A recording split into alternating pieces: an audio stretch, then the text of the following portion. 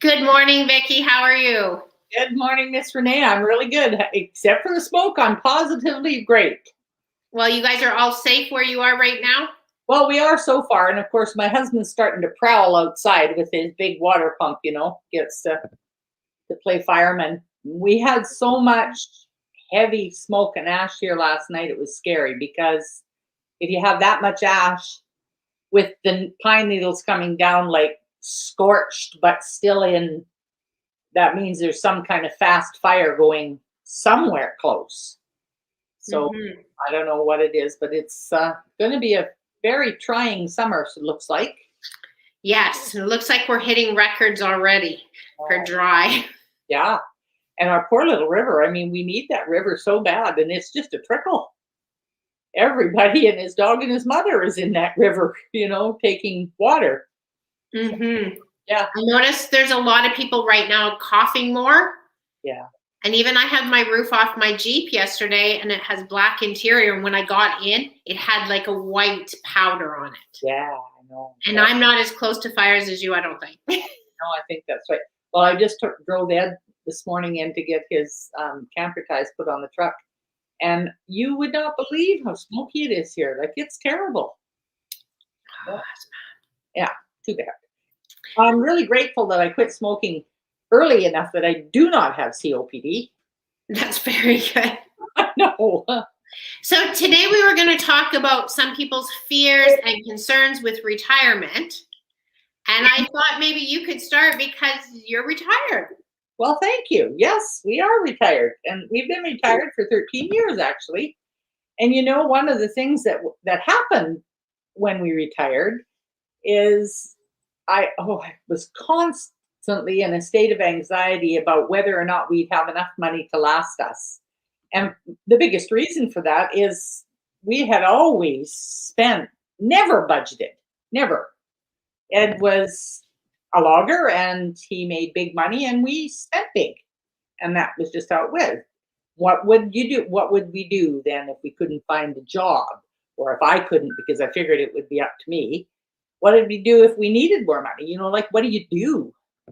So there was a lot of anxiety around that. And I spent a long time living in that anxiety because I worried about that 24/7. And we just, like I said, we didn't spend quite as much as we used to, but we darn sure spent. It's not like we stopped. So that was that. So then I got a question that happened to ask about that. And they said, well, what do you do if you're retired and you don't have enough money? Well, I'm not exactly sure, but here's what I would do. I would start selling off a lot of the stuff that we accumulated over a lifetime because we have so much of it. And so many of us do.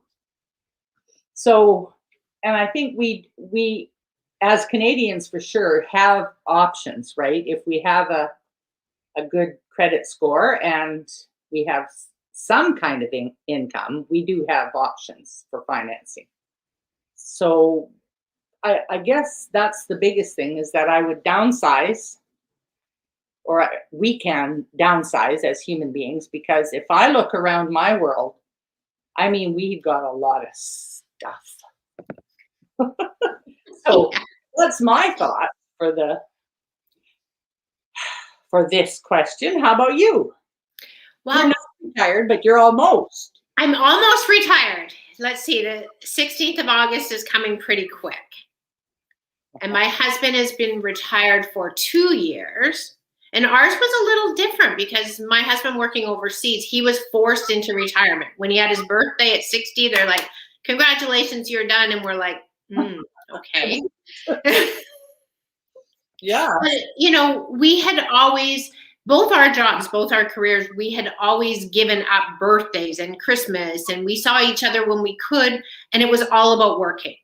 So we did bank money. We were both smart that way and bank money.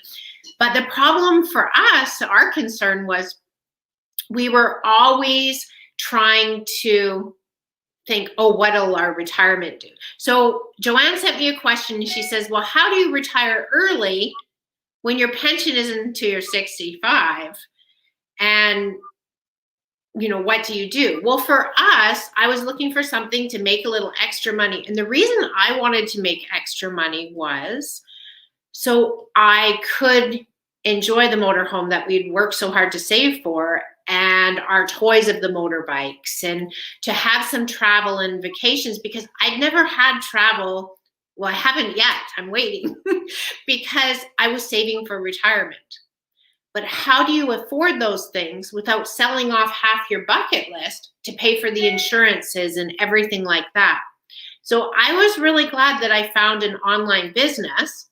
And like you said, there's ways to get financing or sell off some stuff and start an online business. So that way it gave me some extra money coming in, kind of supplemented my income. So we can retire. We can have those little extras without selling off. So we can pay for the insurance. Yeah, exactly. Yeah, exactly. And it's funny, but you spend a lifetime doing things a certain way, and then bang, there you are, you're retired. Well, okay, hello. Now what do I do? Right? Because if you spend a lifetime not being frugal, it's so funny because I come from a family of 5. And I am as unfrugal as the rest of my siblings are frugal. And I don't know how that happened because I'm the older. So, but yeah, there's always ways to do something. And sometimes, and you and I've talked about this before, sometimes we just have to be shown that opportunity. Yeah, exactly. And if it's super easy, sometimes that's scary because we've all been taught that it's tough. That's right. It has to be difficult, right? If it's going to be worthwhile at all, it's got to be difficult. It's just always. Well, and I always laugh because me, I'm a numbers girl, always have been, always learned to steal from Peter to play Paul and, fit all the dots together because that's my life. Yeah. But it's kind of neat now that you realize that I always had this kind of vision in my head that you would, climb this mountain and at the very top would be retirement. But when you get there, what do you do for so many reasons? Yeah, exactly. And you and I are fortunate, along with thousands of other people, we figured out a way. Yeah, exactly. Yeah. And we're a bit older than you and John, and so we had not extensively traveled, but we had traveled throughout our life, and had pretty much all the toys. In fact, all of the toys, more than once. And of course, I had horses and a big fancy horse trailer that I used to run around with my ponies with, and it had living quarters. It was absolutely awesome. I had so much fun.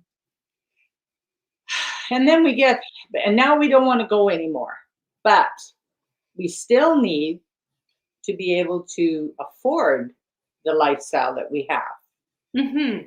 And so it's so relevant to absolutely anyone, whether or not you're a single mom trying to do the best she can for her kids, or you're retired and you don't have enough money, or you're going to retire and you need to figure out how to do that. Start your plan B now. And make sure that you take a good look at what your options are, because this online thing seems to be a way of the world these days, and you want to make sure you pick one that you are able to build that kind of a future with. So. Well, and one thing that I thought was great was you get a T4. We know it's legit. The bad part of it is we have to claim that income, but that income pays for our toys. That's exactly right. Yeah. I went into my tack room the other day and I seen all the tack in there, and I go, okay, I'll never run out of ad money because just take a look around, That's a good idea. That's a really good idea. Oh. And I spent a lifetime buying it, and of course I've done it out a few times. That's only one little area of my world. You ought to see my sewing room. There's another one, so yeah, it's and most of us have that. My mother, who lives in a trailer, she could look around and find thousands of dollars worth of stuff that she could sell that she doesn't use. because we all do that. You know, we want these things and we save for them and we work for them, and then afterwards they're sitting there and you go, how many things can you use? You can't. So Nope. nope. Where there's a will, there's a way. That's my favorite line. That's my favorite line. Well, have a great week. Stay safe. Thank Hopefully you keep your place watered down.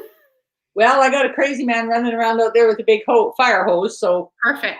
Okay, well, thank you. Have a great week. Thanks for joining us. Thanks, guys. Bye for now. Send in your questions for next week. That's right.